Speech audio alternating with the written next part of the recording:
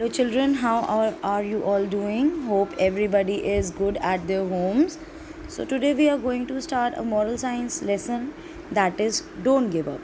Don't give up, that means we should not lose hope, we should not give up, we should not quit. We should accomplish things in a great manner. So we'll learn a short story and we'll make out what it is all about. I went to watch a local football match in a school playground. As I sat down and settled myself, I asked one of the boys, "What is the score?" With a smile, he replied, "They are leading us 3-0." So, there was a football match. I went to watch a local football match in a school playground.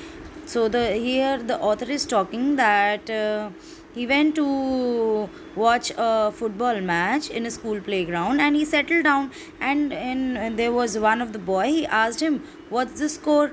With a smile he replied. He smiled and he replied him that they are leading us 3-1. I look at the boy. He seemed relaxed, like कोई आपको बोले कि हम जो सामने वाली team है वो 3 है और हम 0 पे हैं, और आपके फेस पे इतने रिलैक्स टेंशन फ्री एक्सप्रेशन हो, तो सामने वाले को भी लगेगा what's the matter with the person.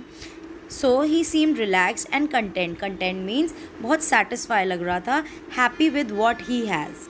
ठीक है, अगर वो 0 पे भी था तो ही वॉज हैप्पी कि उसकी टीम 0 पे, even though his team was losing. I said, really?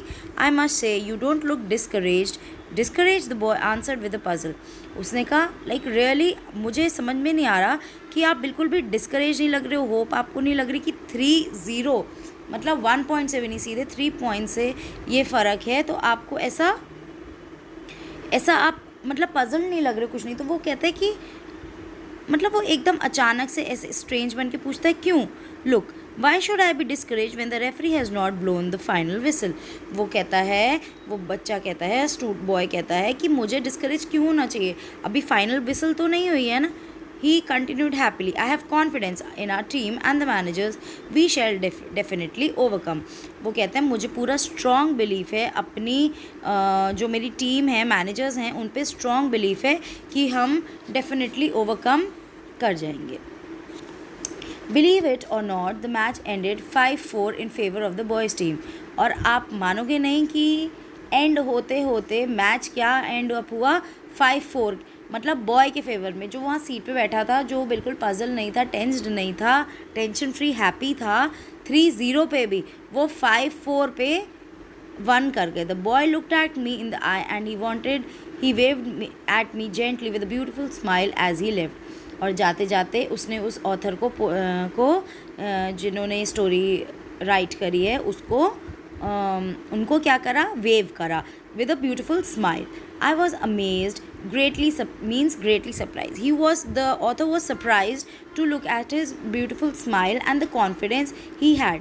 He left me with my mouth wide open. एकदम ऐसा हो जाता ना, अरे पता नहीं कैसे हो गया ऐसे. Such confidence, such beautiful faith, I thought to myself. तो उन्होंने खुद से कहा, ऑथर ने खुद से ये सोचा कि वाह क्या ब्यूटीफुल फेथ है, क्या एक मतलब उसमें जज्बा है, ठीक है, कितना कॉन्फिडेंस है. As I got back home that night, while relaxing on my bed, the boy's question kept back to me. Why should I be discouraged when the referee has not blown the final whistle? और ये दिमाग घर जाने के बाद भी, रात को सोते टाइम भी उनके दिमाग में ये बात बार बार उनके दिमाग में घूमती रही कि क्यों डिस्करेज होना, जब तक फाइनल विसल नहीं होती है हमें गिव अप नहीं करना चाहिए. Life is like a game. Why should you be discouraged when the Almighty God is your manager? Why should you be discouraged while there's still life? Why should you be discouraged when your final whistle has not sounded? तो कहते हैं life game की तरह है, हमें discourage क्यों होना चाहिए जब ऊपर जो गॉड हमारे मैनेजर हैं, ऑलमाइटी जो हैं, वो बैठे हैं. जब तक उन्होंने फाइनल विसल नहीं करी है तो लाइफ तब तक चल रही है और हमें तब तक हार माननी नहीं चाहिए. फाइनल विसल मतलब जब तक आप इस दुनिया से चले नहीं जाते हो, जब तक आप हार नहीं मान लेते हो इस दुनिया से, तब तक हमें चलते रहना चाहिए. और जब तक फाइनल विसल मतलब जब तक हमारा बुलावा नहीं आ जाता है, या फिर जब तक हम लोग बिल्कुल ही ख़त्म नहीं हो जाते हैं, तब तक हमें होप नहीं लूज़ करनी चाहिए. But as long as there is life there is hope, and as long as life है तो वहाँ पे होप है. The truth is that many people blow the final whistle themselves.